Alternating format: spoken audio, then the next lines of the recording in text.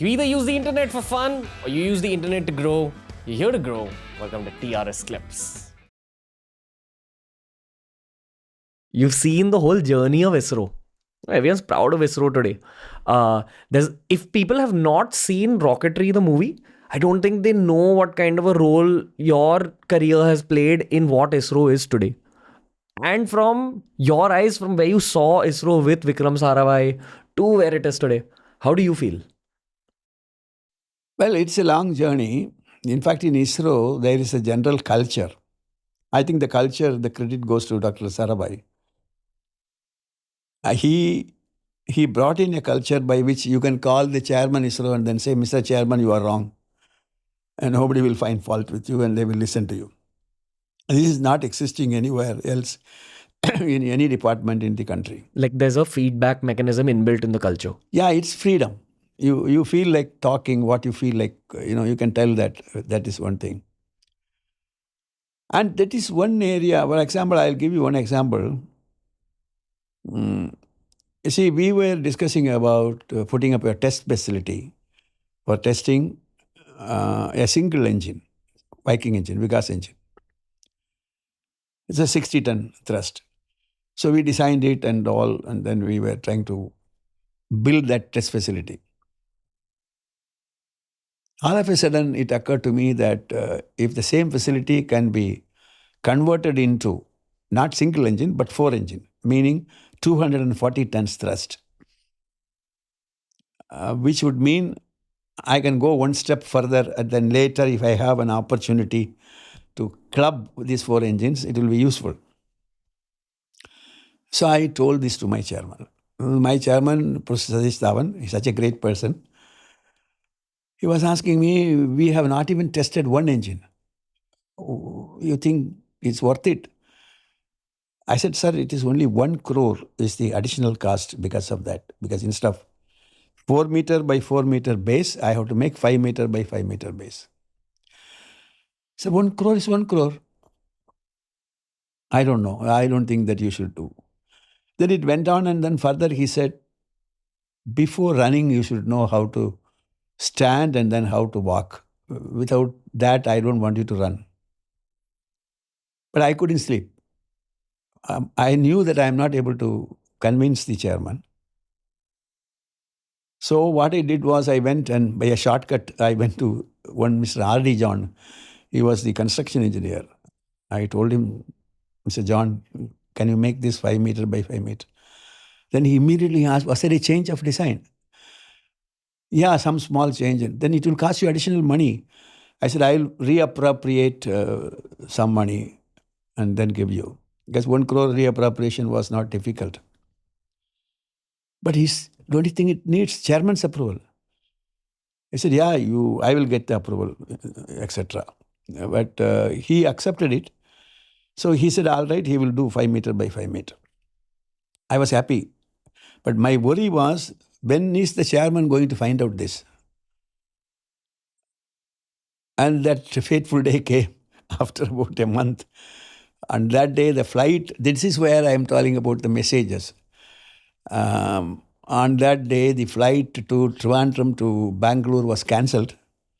So chairman who got stuck here in Trivandrum wanted to spend the rest of the time unscheduled. He said, why not we go to Mahendragiri? Mahendragiri is the place where we have this test facility. I just want to have a look at it. So he went there. Something told me that something is going to go bad. So I have to accompany him. I accompanied. And he was looking around and down and he came nearer to the test facility. And then from a distance itself, he said, hey, Nambi, come. Looks like it's not 4 meter by 4 meter. It looks 5 meter by, or something more. I just kept quiet. Then he asked me, tell me, is there any... Then R.D. John, who was there, he said, yes, sir, Nambi told me to make it 5 meter by 5 meter. So I said, anyway, it has gone beyond my head. I said, yes, sir, we have done it. And he was very unhappy. And he asked me, unusually, it is unusual on his side, asked me, are you chairman ISRO or am I chairman ISRO? I said, undoubtedly, you are the chairman ISRO. I don't know, but this is not fair. Then I said, sorry, sir. I immediately came to John, go back to 4 meter by 4 meter and then try to build it on that 4 meter by 4 meter, not 5 meter by any meter, nothing like that, etc. Matter is over. Years pass by. Chairman Tavan retires, and then afterwards Professor Rao comes in the picture. We were discussing about the future of ISRO missions, including the GSLV. At that time, one vehicle configuration, which was favored by all, is a 4-engine configuration at the bottom. Then everybody was asking, but we have no test facility for the 4-engine. Then somebody else telling that why we didn't foresee this earlier. Then another fellow say, Nambi, tell me why you didn't foresee this earlier. It went on. I'm keeping quiet, naturally. It went so, then finally Professor U.R. Rao, who was the chairman ISRO, of course Professor Dhawan himself was sitting in the review as an ex officio. He's asking, I don't know, Nambi, I thought you would have foreseen this.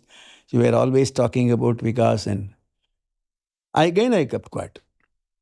Yes, it is unfair on my side to say that I tried my best, it didn't work. And Professor Dhawan raised his hand and then said, I'm sorry, you are barking at the wrong tree. I am the person who should be blamed for. Damn. You see, this kind of culture, where will you get it?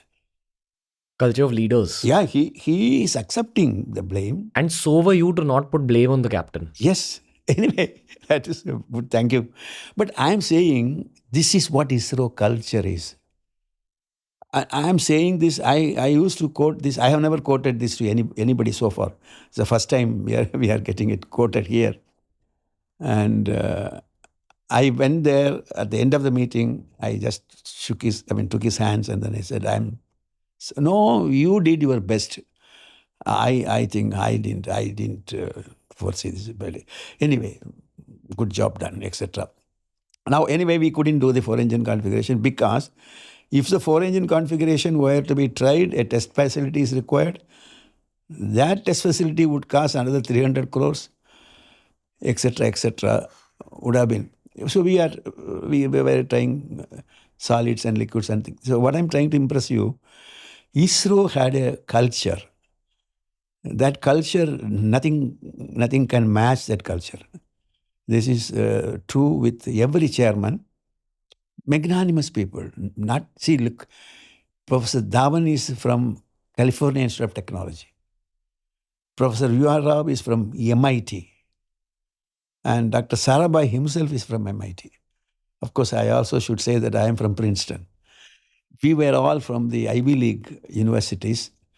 So in a way, if you really look at it, these people, they have learned something. They are originally something. They have developed something. They have performed something. Yeah. This is where you have the... And at your core, all of y'all are Jugadu and Desi, which comes through in rocketry. Yes.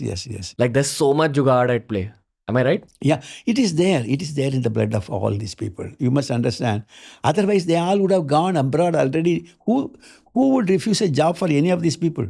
For NASA, you're saying? NASA or anywhere they will be taken because they are the gem of the... See, the kind of people, they are, I don't say how to... Their IQ levels are so high. Like you're basically saying, again, I'm referencing cricket here. Do you mind that I'm referencing cricket? It's okay that I'm referencing. Yeah. It's to explain the point. Yeah. It's like Virat Kohli's playing for your country, Rohit Sharma's playing for your country, and America says, hey, by the way, you guys would be great in NASA, play for us. And Kohli and Rohit Sharma saying, no, we're Indian first and foremost. Yeah. We'll play for our country, even if it's for much lesser money, much lesser opportunity, much lesser possibility. That's what came through in rocketry as well. So at your core, y'all are Indian soldiers in some ways. But anyway, if somebody is going to ask Virat Kohli to pray for their country, it won't be US. It can be South Africa or some other country. I'm mixing up two words. I'm just saying, what little knowledge I have about cricket is very limited. I am not a cricketer. No, Kohli comes up a lot on our show because I'm a big fanboy, honestly. Okay. But speaking about fanboys, there's lots of fanboys and fangirls who are now very, very interested in ISRO. the narrative about ISRO in our eye, in my generation's eye, is that for very less money, there's a huge scale of impact that's constantly created. That's ISRO's international reputation now. That with a very tiny budget, lots has been accomplished. Yeah, Again, sure. I mean, of course, you can't encapsulate why that's happened in just a few words or just a few reasons. There's teamwork, there's leadership, there's culture, there's jugaad, as rocketry showed us, there is patriotism. But what else, sir? No, it's only in one word I can tell you: intelligence. You see, you are taking your capital is only intelligence. I can clearly tell you. You see, for example, I don't know how to put it. These people, everybody is systematic. You are systematic. NASA is systematic. We are also systematic. But the question is, we are conscious of the fact that we don't have that kind of money to throw around. We are conscious of the fact we don't want to throw away the money unnecessarily. And it is not luck which is on our side. It is the skill and intelligence alone on our side. One simple example I can tell you. For example, there is a law, unwritten law, which states every element which is flown should have been tested on the ground. This is a law. You can't fly a material without testing it on the ground. Now the Vikas engine, for example, it is a second stage. It has a nozzle. It's a bell-shaped nozzle. That nozzle is operating after the altitude. So it is an altitude nozzle. So you have to test it under high altitude conditions, which means you should have a high altitude test facility, which would cost you close to 100 crores. And then you should test it. Now, we didn't have a facility, so 100 crores is required. Second thing is, it will take about 2 to 3 years' time to establish it. So what is our alternative method? We followed the fabrication of the nozzle in every step by the same method like what NASA or ESA is doing. Then naturally one question comes, if that is the case, why do you test it? You can fly it. But there is an unwritten law which says you can't fly something which is not tested on the ground. You know, we found out a method. That is, instead of creating a high altitude test facility, we flew the rocket only by first 2 stages alone. You fly it, and the second stage is ignited at that altitude. Is it not as good as testing it on a high altitude facility? Who decided those rules originally? This is international standards? International standard as well as national standard, as well as everywhere it is like that only. In fact, even today, nobody has broken that. So, this is we found out. Actually, I am the architect of it.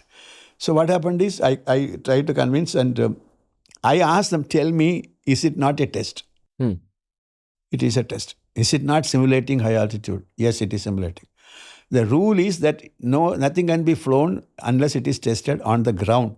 I am testing on the air. That's all. But still I am testing it. Anyway, to make a long story short, it was accepted. It was flown. And then subsequently we are flying it even today 58 times. The point I am making is, in that argument, we saved 100 crores. Yeah. Now, then why you can't become cheaper because of this approach? As Arnold Schwarzenegger says, you don't break the law, but you have to break some of the rules. No, it is not a legal lawyer's kind of a syndrome. No, it's just the code. Yeah. As in, my point is you have to break rules sometimes. To be very frank with you, have I broken the rules? This is what the international, good student rules I have are. not broken the rules. I have convinced Professor Dr. Dhawan himself. It is not yes or no. Okay. So this is, in other words, my first point comes, intelligence comes in the picture. Yeah. So this is because you are conscious of the fact that you don't have that kind of money to throw. Yeah. The most important thing I will tell you, once that test is over, the high altitude facility has no role to play. Waste of space, waste of money. Space, yes. Okay. So this is what I feel is important. Yeah. ISRO are the bad boys of science. right? Breaking some of the conventional norms, working with low budgets. I think there is street smarts at play here also, honestly, which the nation calls jugaad, like getting work done in minimum resources.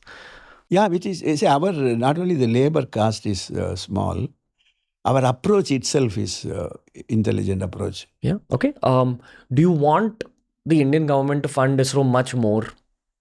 That's a very obvious answer, I think. No, again, it's a question is something which you have to put it properly. What is your aim? If your aim is, if you define your aim, then I will say whether you want to fund it more or less. Be the most accomplished space agency in the world. More than NASA. Yes. If that is next, you have to fund it more. How much more, sir? It's a question of debate. It's a question. If it is something I can tell you, which I have already worked out in some sense. For example, if you are talking about a space station, wherein you want to use it for tourism, then it could be something like about 10,000, 15,000 crores maximum. But if you're talking about interplanetary travel and, those kind of a thing, then it is to be worked out. It's not difficult to work it out. Oh. It is possible to work it out. It's just a matter of budgets. It's a matter of requirement. See, you don't unnecessarily work on something. Supposing if you define that you want to, see the missions which already we are working on, like Chandrayaan and Mars. You see, the Mars missions and Chandrayaan missions are only our, makeshift arrangements. That is, we didn't have something to fly in the sense, we never had a mission. Chandrayaan 1 and 2 or nothing. We had only the so-called GSLV vehicle. With that, you can fly only a 15 kg or 20 kg. But then we thought, with that, we will go. We will go and see why the payload of the Chandrayaan is only 20 kg or 25 kg, whatever it is. If you want to fly a man, you can't do it. A man will weigh more than 25 kg. Because you don't have a carrier.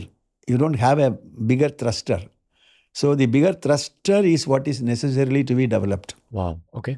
I got to pause you here just a little bit. So your point is that when you're talking about these space missions, there has to be an end goal with it. 100% correct. The technique to get there already exists in theory. Knowledge. And capability. Yes, yes. ISRO has the knowledge as well as capability to do some crazy things in space tech. Yes, yes. I want to highlight two things. One, the world is obsessed with space tech now. We're seeing people like Elon Musk and Jeff Bezos. Plus, I'm sure NASA, China, all these people have plans when it comes to space tech. People say the future of warfare is in space, etc. Parallelly, we've had Abhijit Chavda repeatedly on the show.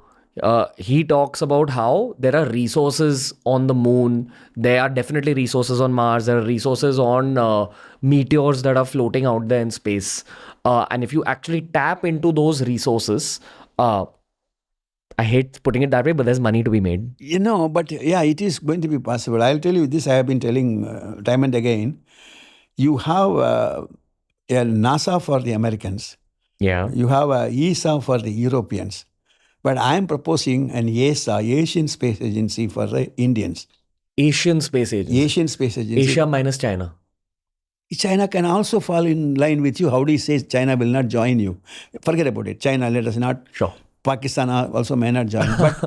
But the other countries like Malaysia, Singapore, Vietnam, Mali, and then you have Japan. Japan will readily join. And then all the Gulf countries, all these countries will join. So afterwards, see, after all this interplanetary travel are not only for your country. Even for mankind. Mankind. So ESA, NASA and ESA joined together can easily tackle the money part of it. Okay. See, the money, you why do you want to spend it alone? And also you are dependent on other countries for various reasons. For example, tracking. It has come out that we have put a tracking station somewhere in Africa. Nobody knew, I thought, but somebody has dug out and then they are putting this in the public news. So many things we are doing, but it is for the mankind. So I feel it is prudent to have an Asian Space Agency. This, if the government takes an initiative, I will tell you, you are immediately jump to the conclusion China will not join. Who knows? Sometimes China may join. If China joins, all the border disputes will also vanish in the entire process. I don't know. I'm just. I mean, China has a reputation of giving low blows.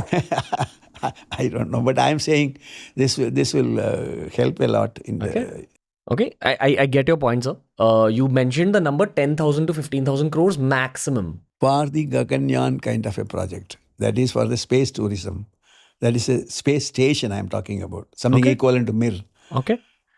But point is, you should go beyond that if you are really meaning something. I think someone needs to do capitalism based research on what space missions to undertake in terms of if we go to the moon and if we start digging there, what will we truly find? Or meteors or Mars. See, I'm talking from a very amateur podcasting perspective here. Since you have asked me a question, how to get money, I want to give you an example here. One of my colleague who was one among the 52 people, he went there to France, became sick. So he complained he's not able to swallow food. He was having pain. On diagnosis, it was found out that there is a growth on the foot passage, outside the foot passage, fouling with the heart. It required surgery. The surgery is to be done in Hôpital Beaujon, that is in Paris. And the same hospital where Christian Bernard was doing the heart transplantation. And they expected the price to be about 8 lakhs of French francs. We never had any medical insurance. So I wrote to the government here saying that we need that kind of a money. Then somebody from the department wrote back saying that pack him to India, we will treat him there. The statistics here in the same hospital is 4 such surgeries were taken place. Out of that, 2 is dead and 2 is successful. That being the 50% success rate. My mind did not permit me to send him to India at that time. So I did not know what to do. Pack him to India is something which I don't want to do. Asking the money is not going to come. So I found out a method. I just wanted to share it with you. I made the International Red Cross. I talking to them, Mademoiselle Marie, then she said she will fund that project. And then on her funding, with that letter, I wrote a letter, this time to not only to Chairman ISRO, but External Affairs Minister, Prime Minister, everybody, stating that one of our finest engineers, he is from IIC Bangalore, went through a mill and he has this problem. And now I am with a begging bowl going around to treat that Indian engineer. I'm really ashamed to be the leader of this group. Some emotional letter. You won't believe, within 24 hours we got the money. So you watch what works there. See, the money came anyway. And he was done the surgery and then it was a successful surgery. He came back to India, etc., etc. So in your own thing, you should address so many things there. We are living with so many specimens. Yeah. How did we get here? We were talking about the moon, Mars, talking about making money in space. Yeah, even a space tourism, if you make, you will get a lot of money. Lots of money. Your 10,000 crores will be available in, I don't know about. See, there are so many people who are in the queue to go for space tourism. All you have to prove is that you are reliable. You are assuring them that they can go and come back alive, which we are. Yeah. So it's easy to do. See, nothing is easy, but it is possible to do. Got it. We don't have to worry about it. Yeah.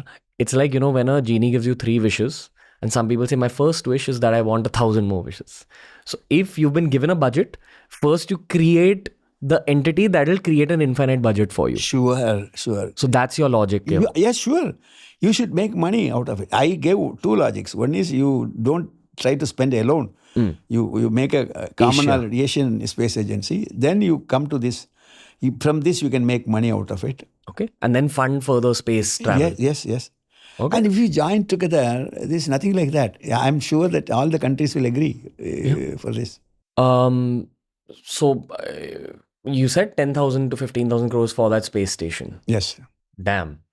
Have you ever met Mukesh Ambani? You see, there are so many startups here. Yeah. I was told that about 150 startups are there. I don't know whether Mukesh Ambani has something to. I'm sure they do. Okay, now, to the best of my knowledge, nobody is talking about a Gaganyaan project. But I think they should, instead of saying that I will produce PSLVs, they should come with a bang saying that I will do this. What is the big deal about it? Okay. There's nothing big about it. It's possible to do. New clips released at the same time that a podcast releases. This is TRS Clips. Make sure you subscribe.